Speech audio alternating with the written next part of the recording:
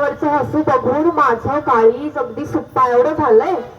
आणि या पोरांकडं बघून तर मला माझ्या कष्टाची चीज झाली असं वाटतंय.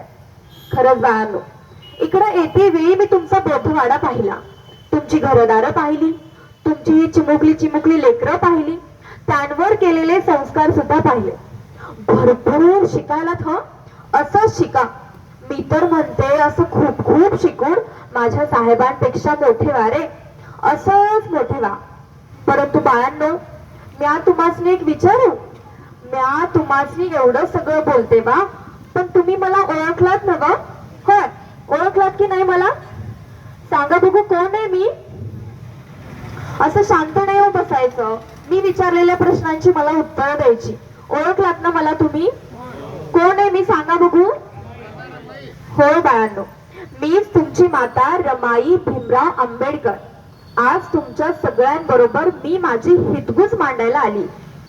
परंतु तुम्ही असं शांत नाही बसायचं, मी विचारलेल्या प्रश्नांची मला उत्तरं सुद्धा द्यायची.